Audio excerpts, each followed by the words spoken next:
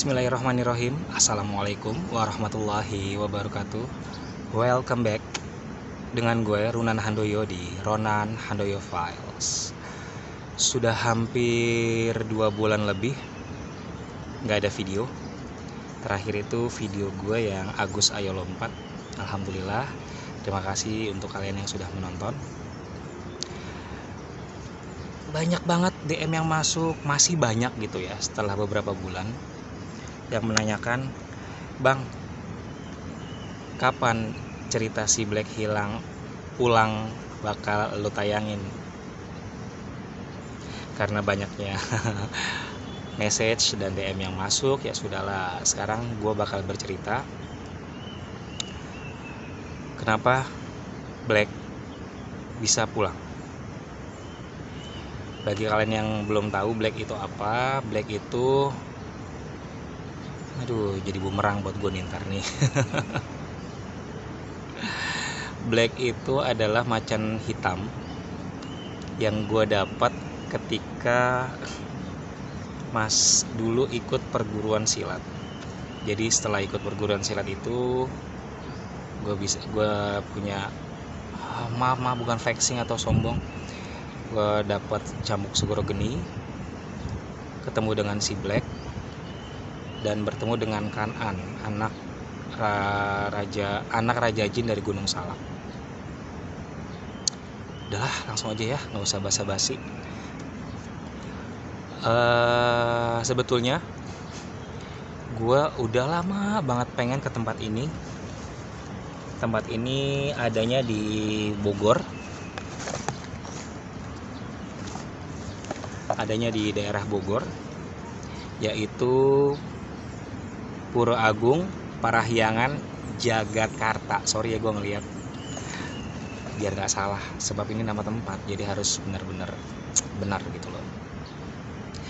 Jadi Pura Agung ini adalah pura terbesar kedua setelah Pura Besaki di Bali. Nah, Mbak Arta dan Mas Andri mengajak gue untuk ke pura ini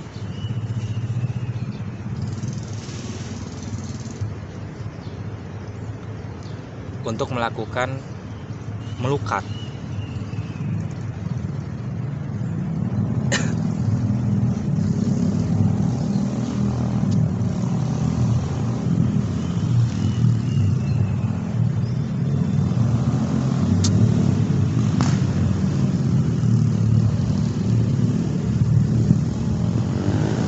Norak banget sih, maksudnya apa sih knalpot digede-gedein kayak gitu?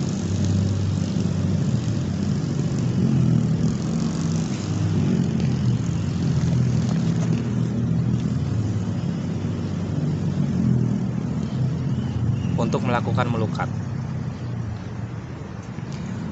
Jadi sebetulnya melukat itu, ini mohon maaf ya, kalau kita di Islam sebelum sholat kan biasanya uduk dulu ya. Jadi ya umat Hindu sebelum berdoa mereka melukat dulu, mensucikan diri dulu, membersihkan diri dulu. Mas Andri dan Mbak Arta ngajak gue ke pura ini untuk melakukan pelukatan atau melukat. Yang sebelumnya juga gue udah punya niat banget pengen rasanya melukat gitu, tapi gue nggak tahu nih tempat melukat selain di Bali itu di mana yang ada di dekat-dekat sekitar sini gitu. Searching dan lihat YouTube, nonton Mami Rene, Putu, Kotomku, mereka ke pura ini. Ya akhirnya gue DM-an lah tuh sama Mami Rene, DM-an sama Putu gitu kan. Tata caranya seperti apa gitu kalau mau melukat ke sana dan mau berkunjung ke Pura Agung ini, mau gimana, apa yang harus dibawa, apa aja gitu kan. Yang pada akhirnya udah modal nekat kita jalan. Mas Andri, Mbak Arta, anaknya 2, gue berarti 5 orang berangkat pagi-pagi karena takutnya macet kan, karena hari itu hari Sabtu kalau nggak salah ya. Hari Sabtu takutnya macet, kita berangkat pagi dari jam 7 jalan yang alhamdulillahnya nggak macet-macet banget. Kita sampai di sana, sampai di Pura Agung ini, Pura Agung Parahyangan Jagatkarta ini. Kita sampai di sana jam 10. Dan saat itu lagi rame mobil. Ternyata banyak orang yang mau sembahyang, banyak yang mau beribadah di sana. Gue melihat ya yang perempuan, anak kecil, laki-laki, mereka semua pakai udang-udang putih, baju putih, kamen putih, lalu kain putih juga gitu. Pokoknya semua serba putih, melambangkan kesucian gitu kan. Karena gue baru tahu setelah melukat, jadi kita harus ganti baju semua serba putih yang melambangkan kita tuh udah suci dan siap untuk menghadap Sang Yang Widiwasa gitu kan, atau menghadap Tuhan. Banyak nyamuk coy.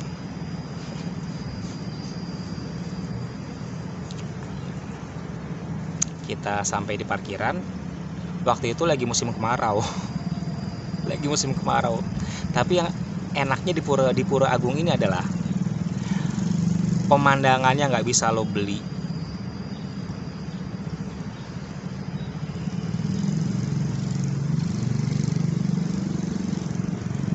Pemandangannya nggak bisa lo beli.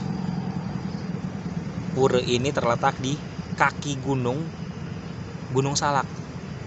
Jadi pas lo masuk ke pura utama, pura untuk berdoanya itu, pura utama untuk berdoanya, pemandangannya langsung Gunung Salak dan wah amazing banget, gila gitu. Pokoknya lo nggak akan menyesal kesini ya. Sampai di parkiran penuh mobil, serba putih semua, sedangkan gue kayak begini nih bajunya nih, ini seperti ini. Nanti fotonya ada ketika gue moto di bawah gapura mau masuk ke pura utamanya. Jadi gue kayak begini. Baju preman begini. Mbak Arta ya kan dia jilbaber gitu ya, jilbab. Mas Andri juga pakai kemeja tapi rapi dan sopan. Ya gue begini. Tapi alhamdulillahnya saat sampai di parkiran, nanya ke tukang parkirnya, Pak, kalau mau melukat gimana Pak ya, di mana gitu kan. Dibantu sama juru parkirnya. Oh mau mandi, digituin kan. Iya mau mandi gitu. Ke atas aja temuin Ibu Made. Setelah dibimbing sama juru parkirnya, datanglah seorang security menghampiri kita. Iya teh Bapak sama Mas dari mana? Dari Jakarta, dari Tangerang gitu kan. Mau ngapain? Mau melukat? Oh mau mandi. Ya udah yuk saya temenin ke atas ke rumah Ibu Made. Ibu Made itu siapa? Ibu Made adalah kalau kita bilang itu si pengurus pura gitu kan. Seorang ibu, ya ibu berusia sekitar 50 tahunan. Orang yang berkarisma, cheerful banget dan baik banget Ibu Made itu. Nah pas lagi mau kesana, nggak taunya kan kalau kita mau melukat tuh harus ganti baju gitu kan, harus pakai kamen. Kamen itu apa? Kamen itu semacam kayak kain Bali gitu, harus ganti kamen ya. Yang alhamdulillahnya ada kayak penjaganya gitu, penjaganya. Kita dibimbing, nih Pak, ganti bawahannya, bajunya ganti, pakai kamen.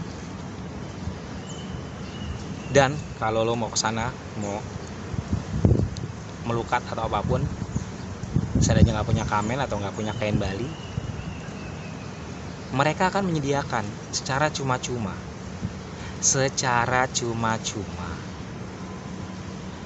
Ya, secara cuma-cuma. Kalau kalian mau menyumbang ya nggak apa-apa gitu kan.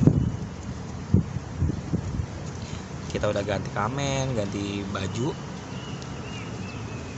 Pas lagi keluar dari kamar mandi, setelah ganti baju semuanya, ternyata di bawah di pemandian itu, di tempat melukat itu ada yang lagi melukat juga, sekeluarga lagi melukat juga gitu. Jadi kita nunggu. Sebelum melukat kan di situ ada pelinggih ya.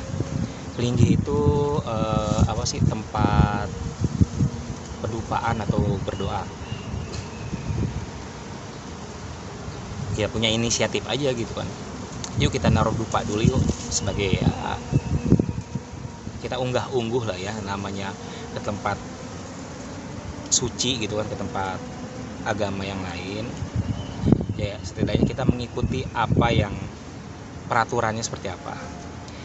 Naruh dupa di pelinggih pertama, pelinggih kedua Ganesha kalau nggak salah gitu kan, pelinggih ketiga apa gue lupa. Balik ke tempat ganti baju karena masih ada yang melukat. Nah di situ Mbak Arta bilang, Bang Runan, lo ngelihat yang aneh nggak sih di sini? Gue sih dari awal udah tahu gitu, udah banyak yang gue lihat. Mbak Arta bilang, kok kayak ada Hanoman ya, kayak ada kera putih tapi tinggi gede gitu kan. Emang selain ada kera putih di sana juga ada yang kera warnanya agak kecoklatan. Ya, gue juga bilang, Mbak itu ada di sana gitu kan. Iya betul di sana. Nah setelah itu di jalanan itu gue melihat, jadi ada jalan setapak ke atas menuju Pura Utama. Gue melihat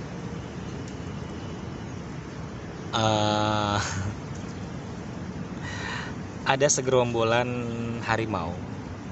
Ada yang belang, ada yang putih, ada yang hitam, gede-gede semua.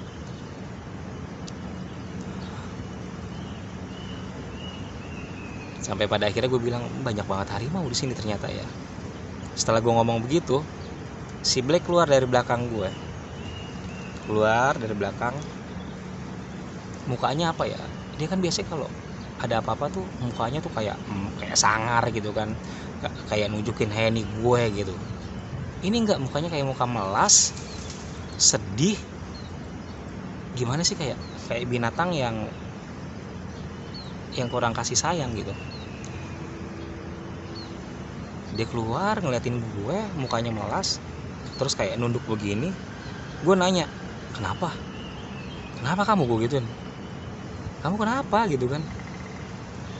Sekian lama, puluhan tahun nih gue berdua sama dia gitu. Maksudnya gue kenal dan berdampingan sama si Black ini, gak pernah dia bicara. Kalaupun ada apa-apa ketika gue ke tempat yang agak sedikit spooky, creepy, angker gitu kan, pasti gue kayak dengar suara kayak gitu kan. Ataupun gue juga tiba-tiba menggeram gitu kan. Dia bicara tiba-tiba, "Sudah waktunya saya pulang," kata dia gitu. Hah? Apaan? Gue sambil nengok lagi, apaan? Dia bilang, "Sudah waktunya saya pulang." Apa sih? 2 kali dia ngomong gitu, dia mundur hilang. Nah segerombolan harimau yang di depan gue yang di jalan setapak itu juga pas si Black mundur, mereka juga mundur hilang gitu loh. Gue bingung kan, ini ada apa? Oke, yang tadi satu keluarga tadi yang mau ibadah, melukatnya selesai, gantian kita.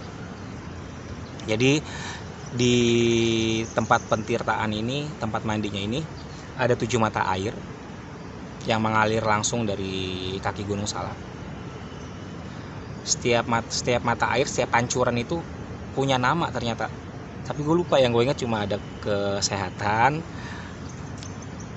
kepercayaan, kalau nggak salah kepercayaan, kejayaan, sama apa lagi gitu, gue nggak ingat. Pokoknya ada 7 mata air. Pertama gue suruh Mbak Arta dulu. Mbak Arta di pancuran pertama masih oke gitu kan. Gantian Mas Andri, oke. Anaknya lagi, baru gue.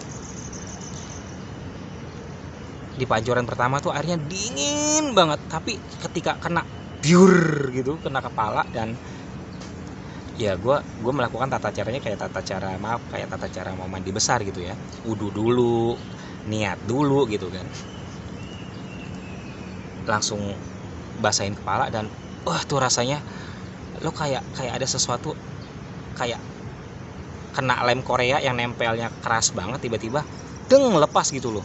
Buar, mata semua bersinar, beban kayaknya enteng aja gitu, dingin tapi ayo lagi gitu, ayo lagi. Di mata air kedua dan ketiga baru ada kejadian di mata air ketiga. Mbak Arta seperti merasa dia itu kayak digobiok gitu. Apa digobiok itu apa sih? Kayak dibersihin, benar-benar dibersihin sama sesuatu hal yang kasat mata. Mas Andri juga sama. Dan gue di mata air ketiga apa ya, kayak lebih merinding dan seperti ada yang lepas gitu loh. Yang gue aneh nih semua di mata air ketiga. 4 ke 5 sampai ke 7 biasa. Selesai, ganti baju. Gue nggak bisa lama-lama nih karena udah mendung ya, jadi secara cepat aja ganti baju. Kita saling cerita lah. Di mata air ketiga ngerasain apa aja. Mbak Arta tuh kayak digobiok, kayak dibersihin semua badannya sama yang secara tak kasat mata. Gue juga sama, seperti ada yang apa ya, kayak ada ya kan. Gue kadang-kadang kalau abis dulu penelusuran atau apapun gitu, gue nggak pernah meng-cleansing atau membersihkan diri gue sendiri. Itu sengaja gue lakuin, yang pada akhirnya tuh numpuk semua di badan gue. Ya alhamdulillahnya dengan cara melukat itu ya lepas semuanya. Kita bercerita di mata air ketiga diapain aja. Di mata air keempat ternyata penggojlokan itu di mata air ketiga 4, 5, 6 sampai 7 gitu loh. Udah ganti baju. Setelah beres-beres, kita mau ke pura utama. Kita mau ke pura utama.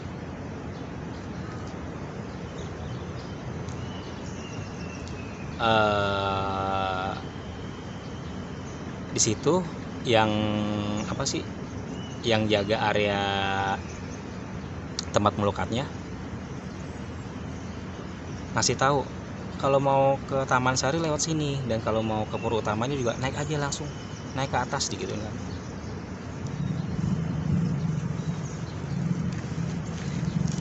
Tapi sebelum ke pura utama ada suara motor lewat. Ntar dulu ya.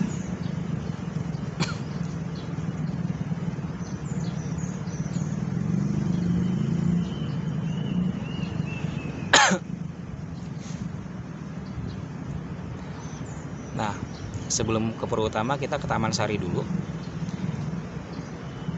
Dari Taman Sari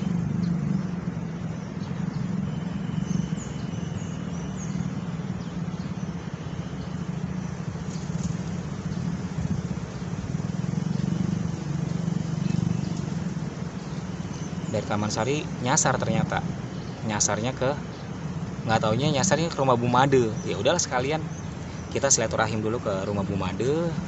Disambut sama Bu Madenya, ternyata Bu Made lagi ada tamu dari luar negeri gitu kan. Kita tunggu dulu. Pas Bu Made lagi ngobrol sama tamu dari luar negerinya, dia ngeliat kita di teras rumahnya. Disamperin, gila nggak? Ditinggalin dulu itu tamu dari luar negeri, disamperin.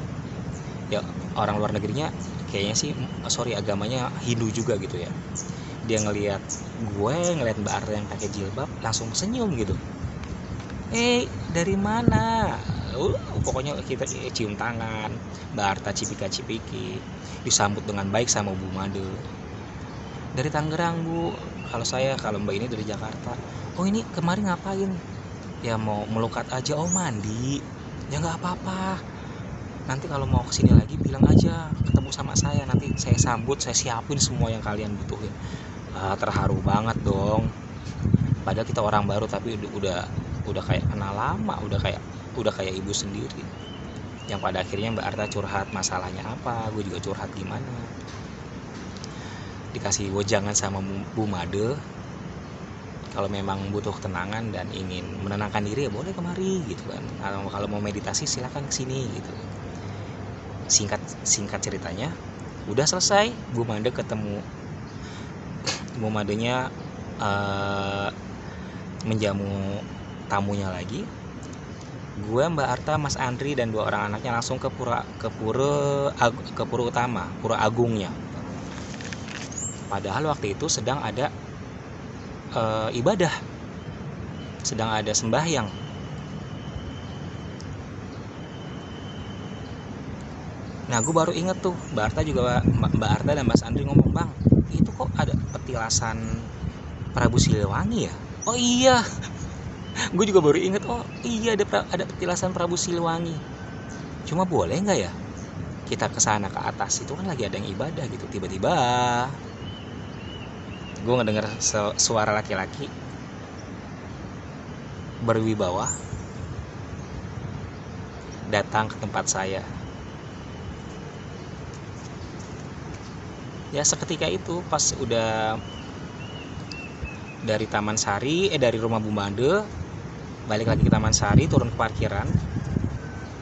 Pas di parkiran kan kita ngeliat tuh ada plang gitu kan, petilasan Prabu Siliwangi. Mas Andri bilang, bang itu ada petilasan Prabu Siliwangi, kita boleh nggak ya ke sana gitu. Ya gue juga awalnya ragu, tiba-tiba ya setelah dengar bisikan itu datang ke tempat saya. Ya udah, gue tanyalah gimana caranya untuk ke petilasan Prabu Siliwangi ini. Nanya lagi ke security yang jaga parkiran. Alhamdulillah dibimbing lagi sama securitynya, baik banget itu pak securitynya. Jempol. Itulah Indonesia ya, beragam budayanya, beragam agamanya, beragam adat istiadatnya, tapi tetap damai, tetap satu, saling menghargai. Keren Indonesia. Dianterin sama bapak securitynya ke atas tempat pendaftaran. Di situ ada, kalau kita bilang sih satpam ya. Apa sih kalau di masjid itu kayak marbot gitu ya.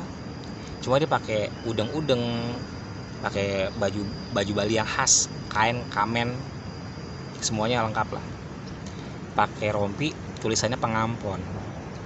Nah si bapak pengampon ini lagi main sama anjing, lagi main sama anjing gitu kan, lagi ngelus-ngelus anjingnya anak anjing lah, lagi dilus-elus. Nah gue pakai baju begini kan, kupluk begini juga, Mbak Arta pakai jilbab, Mas Andri baju kaos, udah ganti kaos setelah melukat. Nah si bapak pengampunnya ini awalnya skeptis ngeliat kita semua. Mau ngapain nih orang, dari matanya sih ya, dari matanya sorry maaf, dari matanya sih bicara mau ngapain nih orang-orang semua gitu kan. Ya akhirnya gue buka pembicaraan gitu, Pak boleh nggak saya ke atas, mau ke petilasan Prabu Siliwangi. Mau ngapain gitu ya, itu lagi ada yang ibadah di atas. Ya udah akhirnya gue jujur, saya disuruh ke atas pak, tadi pas mau pulang di bawah di parkiran, saya mendengar suara kamu ke tempat saya. Pengampunnya yang tadinya mukanya garang kayak Judas gitu, tiba-tiba langsung senyum begini nih. Gue juga, oh iya silakan mari, kata bapak pengampunnya yang tadinya Judas, julid, skeptis, tiba-tiba langsung ramah gitu kan. Maaf bapak pengampun, Anda orang baik. KTP-nya mana? KTP untuk jaminan, tulis nama, alamat gitu kan. Ya udah naik aja, tapi sendal buka ya, dikasih itu. Jadi kita sebelum naik ke pura agungnya, pura utamanya, dikasih apa sih, kayak selendang gitu. Nanti fotonya ada ya, fotonya. Ini fotonya nih tuh. Naik, udah pakai selendang, naik. Udah nyampe di pura utama, pura agung, bingung kita mau ngapain. Kita harus ngelakuin apa, bingung gitu. Pas udah lewat gapuranya, jreng, wah, nggak bisa lo bayangin, ternyata indah banget, indah bener. Kita naik langsung, pemandangannya Gunung Salak. Di belakang itu apa sih, pura-pura. Ada di dalamnya tuh ada apa sih, kalau kayak kita bilang itu seperti pendopo, mereka nyebutnya balai. Ada empat balai kalau nggak salah, 4 pendopo. Satu untuk tamu, satu untuk beristirahat, satu lagi untuk yang orang mau berdoa, satu lagi gue lupa. Nah di ujung, di balik gunung itu, di bawah kaki gunung itu, ada satu atau dua puru, gue lupa gitu. Yang jelas di sebelah kiri itu ada patung harimau berwarna putih dan hitam. Lalu ada pura petilasan Prabu Siliwangi. Gue, Mbak Arta, Mas Andri speechless, nggak bisa ngomong apa-apa dan bingung ini kita ngapain gitu kan, harus ngapain gitu. Datang Bapak Pengampunnya. Kalian kesini tujuannya mau ngapain? Mau sowan Pak ke itu, boleh nggak ke dalam? Ya nggak boleh lah, di sini aja kata Bapak Pengampunnya. Ya kan panas tuh ya. Akhirnya duduk di balai dulu. Bapak Pengampunnya datang sambil bawa 2 lembar tikar. Oke, sini kata Bapak Pengampunnya. Ternyata nggak jauh dari petilasan Prabu Siliwangi itu ada balai yang lain. Di samping balai itu ada pohon Kamboja kalau nggak salah ya, gede pohonnya. Bapak Pengampunnya menggelar 2 tikar itu untuk kita. Ya udah, duduk di sini aja, kata Bapak Pengampunnya, duduk di sini aja. Bapak Pengampunnya pergi, balik lagi bawa dupa. Pas bawa dupa, gue bingung nih. Yang pertama dipanggil gue sama Bapak Pengampunnya. Kamu gitu kan? Saya Pak. Iya. Kenapa Pak? Sini. Kenapa? Sini kata Bapak Pengampunnya. Akhirnya gue dikasih 4 apa 6 dupa gitu, suruh bakar, taruh di tempat pedupaan. Yang kedua Mas Andri sama Mbak Arta dipanggil juga, ditaruh di tempat pedupaan. Tapi kenapa gue duluan yang dipanggil? I don't know gitu kan. Yang pada akhirnya udah dupa udah dibakar. Ya, jadi nggak jauh dari kita tuh mereka yang lagi sembahyang, yang lagi ibadah gitu kan. Rame banget, semua serba putih. Udang-udangnya putih, bajunya putih, kamennya putih gitu kan. Kita doang yang preman. nggak putih gitu. Tapi mereka nggak menganggap kita, oh lu muslim ngapain kesini gitu. Enggak, santai aja, easy going aja mereka gitu loh. Merasa nggak terganggu dengan adanya kedatangan kita gitu. Dan hebat Indonesia tuh itu tuh, keberagaman, keindahan, kebersamaan. Tuh hebat Indonesia. Gue bangga jadi orang Indonesia ya. Udah, dupa udah ditaruh, kita duduk lagi, bingung nih mau ngapain. Akhirnya yaudah, gue ngomong ke Mbak Arta dan Mas Andri, Mbak, aku mau meditasi gitu kan. Mbak Arta juga sama. Oh ya udah, saya juga mau meditasi sebentar. Yang pada akhirnya ya gue meditasi sebentar. Tangan gue begini di dada. Jadi tangan gue begini nih, tangan gue. Mbak Arta begini. Mbak Arta tangannya sedekap di dada. Mas Andri juga tangannya sedekap di dada. Baru gue memejamkan mata. Gue baru menjamin mata begini nih. Tiba-tiba gue seperti melihat titik hitam. Titik hitam tuh awalnya besar gitu, gelap. Kayak titik hitam besar dan gelap. Lama-lama mengecil. Di tengah-tengah titik yang kecil itu ada cahaya kecil banget, tapi terang. Tiba-tiba dar, meledak, jadi terang beneran. Di balik terang itu gue melihat merinding gue. Melihat sosok laki-laki pakai baju kerajaan. Ya, baju kerajaan yang ya biasalah, yang pundaknya terlihat gitu, pakai ikat kepala. Dia senyum tapi tipis banget senyumnya. Senyumnya tuh kayak gimana ya, gini nih, dar, hilang. Gue langsung kaget. Gue nggak bisa ngomong. Gue liat Mbak Arta, Mas Andri masih berdoa gitu, masih meditasi. Gue langsung speechless dan ini bener yang gue lihat gitu kan. Bener nggak yang gue lihat gitu. Ini kejadian kedua sebetulnya. Kejadian kedua gue dapat undangan. Pertamanya itu ketika di Kebun Raya Bogor, udah ada videonya. Waktu itu gue syuting tanpa izin gitu kan, tiba-tiba ini sih sejarah yang tertulis, katanya sih istrinya istri atau masih kerabatnya Prabu Siliwangi, Ratu Selendang Kuning kalau nggak salah ya. Ada videonya di bawah, paling bawah, sama Asep itu di Kebun Raya Bogor. Jadi waktu itu gue lagi syuting di Kebun Raya Bogor tanpa izin, ibu datang. Gue ditegur. Asep juga ngeliat, bang itu ada perempuan cakep banget di belakang, pakai baju kerajaan serba kuning. Dan pas gue nengok, gue diomelin sih nggak, cuma kayak ditegur gitu. Kamu ngapain di sini? Kok nggak izin ke tempat saya dulu gitu kan? Yang pada akhirnya ya udah sowan. Balik lagi. Setelah cahaya itu hilang, ngelihat wajah yang berkarisma, senyum tipis, gue kaget. Mbak Arta, Mas Andri masih meditasi. Selesai. Nggak lama setelah itu, Mas Andri dan Mbak Arta buka mata. Si Black ada di belakang gue.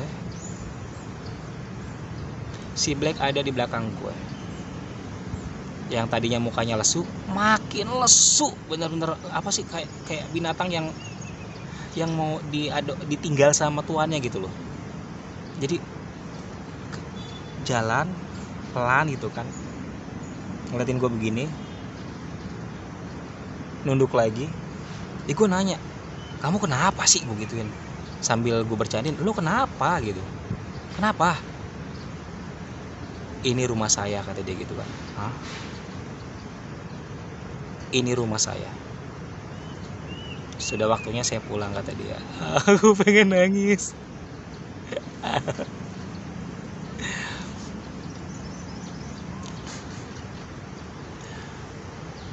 Dia ngomong lagi, ini rumah saya, sudah waktunya saya pulang, kata dia. Ya gue bingung dong, maksudnya apa gitu kan. Dia nggak menjawab, mundur, hilang. Yang pada akhirnya gue ngecek tangan gue nih, yang bekas cakaran penanda gitu kan, hilang juga.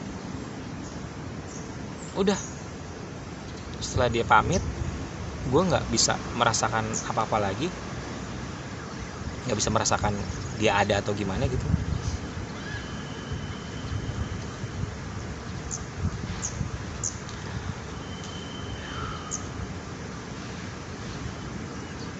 Cuma seperti ada sesuatu hal yang bikin gue lega gitu loh. Setelah hampir bertahun-tahun gue sama dia juga sama gue, akhirnya dia nemuin rumahnya. Dia tuh nemuin tempatnya gitu.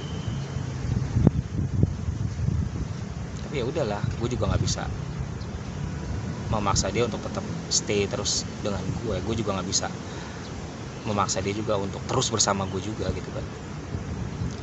Padahal katanya apapun nggak bisa masuk ke Pura Agung ini gitu kan. Penjaganya besar, kuat-kuat katanya gitu kan. Tapi gue nggak ngerti si Black ini bisa gitu, bisa ini. Mohon maaf ya kalau Runan salah. Si Black ini bisa menembusi barikade penjaga itu.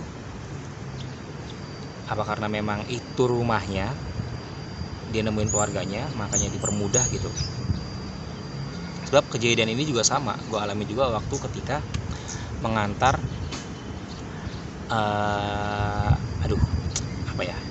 sosok perempuan bernama Cici Meme.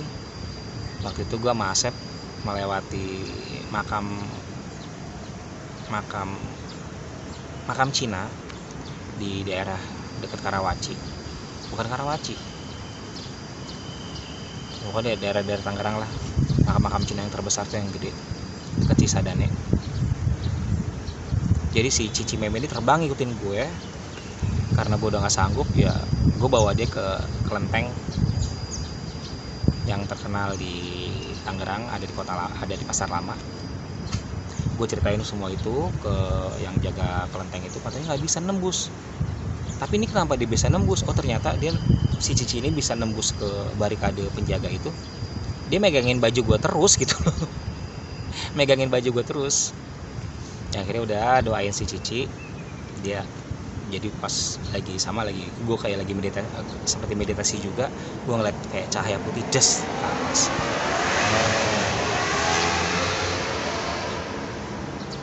Begitu juga dengan si Black, pas dia bilang saya pulang, ini rumah saya pamit. Dia mundur, hilang bekas cakaran gue, habis sama sekali. Pertama kali gue dicakar dia tuh kayak kelihatannya tuh kayak luka yang dalam, kayak keloid gitu loh. Tapi seiring berjalannya waktu agak memudar, tapi masih kelihatan. Pas dia pamit hilang semua. Ya padahal menurut bapak pengampunnya apapun nggak bisa menembus ke situ gitu. Tapi ya mungkin karena ini rumah dia gitu kan, tempat dia, ya dia bisa. Dan sebagai ucapan terakhir kali bersamaan dia dengan gue, pengen nangis gue. Kalau nanti banyak yang nanya, bang, gue punya ini, punya itu, punya Khodam inilah, punya Black juga lah, punya harimau juga. Itu sebetulnya bukan suatu hal yang eksklusif buat kalian atau buat diri gue juga, bukan hal yang eksklusif, malah sepertinya sih kayak nambah beban di gerak lo gitu. Lo jadi gampang emosi. Terus ketika ada sesuatu hal yang tadinya lo mau santai di tempat yang biasa, jadi lebih agresif gitu kan. Istilahnya kayak kita nantangin mereka gitu. Jadi jangan merasa bangga ketika lo punya yang katanya Khodam lah segala macam. Jangan merasa bangga. Kalau bisa lepasin semua gitu. Dan jangan pernah pengen dan jangan pernah ingin memiliki apa yang enggak kamu bisa kuasain, seperti itu. Makanya pas si Black pamit pulang gitu kan, gue ada perasaan sedih, perasaan berat, tapi juga ada rasa plong. Dan ya sudahlah, memang sudah lama, udah waktunya dia pergi gitu kan. Dulu kalau di tempat-tempat yang angker atau tempat-tempat gue lagi merasa terancam, ya pasti gue menggeram atau dengar kayak suara gitu. Sekarang udah nggak lagi ya. Jadi itu yang sudah penasaran, bang, si Black kok pulang atau pergi, gimana ceritanya. Jadi itu ya sepertinya sih memang sudah jalannya ya. Gue melukat, dibersihin, kebersihan, merasa enteng. Si Black juga ternyata ya udah kayak puzzle gitu. Ini lo nemu dia di mana, lo nganterin dia ya ke rumahnya gitu. Dan ternyata Pura Agung Parahyangan Jagakarta ini ya rumahnya dia, rumahnya si Black. Insya Allah dalam waktu dekat ya gue bakal kesana lagi gitu, mau melukat lagi dan kangen. Asli kangen, sebenarnya sih kangen. Banyak juga yang nanya, yang DM, bang nggak bisa dipanggil lagi. Nggak bisa, tandanya udah hilang. Tapi bang, lu merasakan nggak kalau dia ada? Enggak. Kalau dia datang atau merhatiin lo? Enggak. Kalau dulu tanda masih ada, dia nggak datang pun ya merasa ada gitu. Tapi sekarang gue udah nggak bisa ngerasain lagi, udah pure lepas sama sekali. Ya, jadi itu pengalaman gue, cerita gue, kenapa harimau hitam ini bisa pulang dan lepas kembali ke rumahnya, karena ya memang udah waktunya. Dan gue juga mengantarkan dia ke tempat yang pas di rumahnya sendiri. Jadi kalau kalian yang penasaran dengan tempat ini, adanya di kaki Gunung Salak di Ciapus, Kecamatan Ciomas, Kabupaten Bogor, Pura Agung Parahyangan Jagakarta. Ya, ini adalah pura terbesar kedua setelah Pura Besaki dan dibangun pada tahun 1995. Kalau kalian penasaran silakan datang, tapi dengan baju yang sopan ya. Kalau bisa ya siapin semuanya ya, udang-udang yang warna putih, baju kemeja warna putih, kaos boleh, kaos polo warna putih boleh. Tapi semua harus serba putih, menandakan kalian telah siap ke tempat yang suci gitu kan, tempat yang ya namanya tempat agama pasti ada peraturannya. Cuma itu aja yang bisa gue bagi pada video kali ini. Gue nggak sanggup cerita sebetulnya, makanya gue nggak konsen gitu loh, nggak pengen gue nyeritain ini, nggak, sebetulnya nggak mau, sebab sedih, takutnya gue merasa gue pengen ketemu si Black lagi. Gue udah nggak bisa ngerasain dia lagi, nggak bisa apa ya, manggil dia lagi nggak bisa gitu kan, karena memang udah lepas. Terima kasih buat kalian yang udah DM, udah selalu menanyakan, bang, gue mau tahu cerita si Black bisa pulang bagaimana ya. Jadi ini ceritanya. Terima kasih juga untuk kalian yang sudah mendukung gue, yang sudah DM nanya, mempercayakan gue sebagai teman curhat, teman konsultasi. Tapi gue milih-milih ya.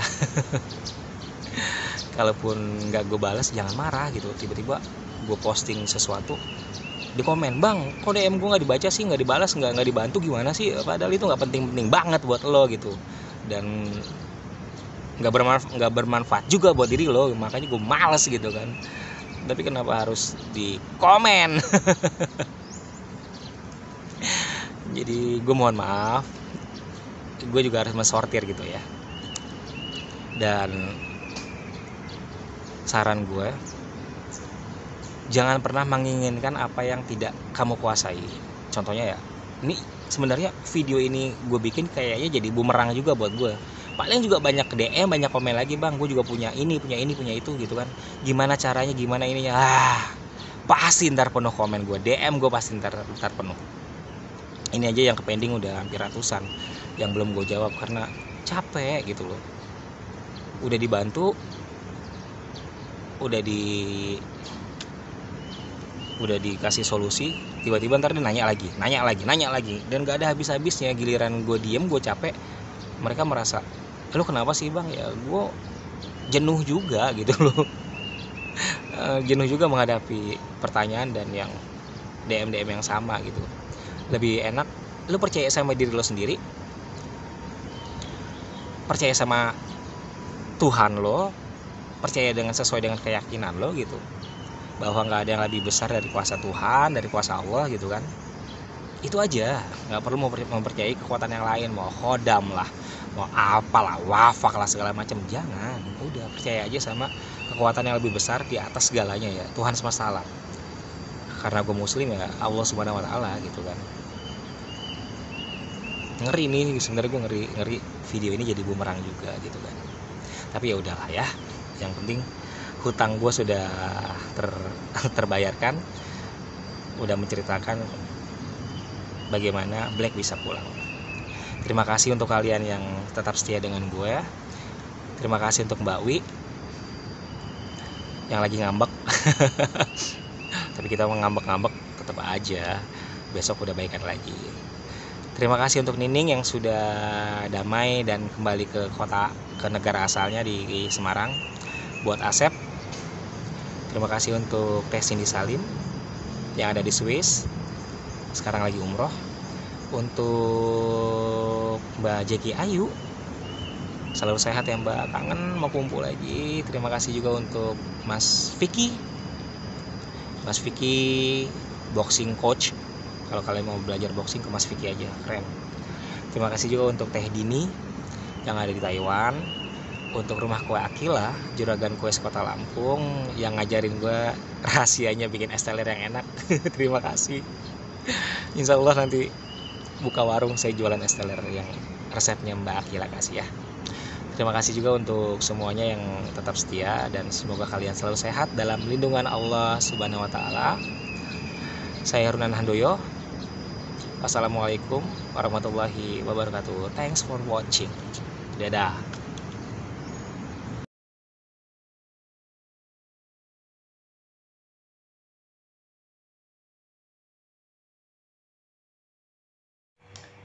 Bismillahirrahmanirrahim. Assalamualaikum warahmatullahi wabarakatuh. Welcome back with me, Runan Handoyo. Ronan Handoyo di Ronan Handoyo. Oh.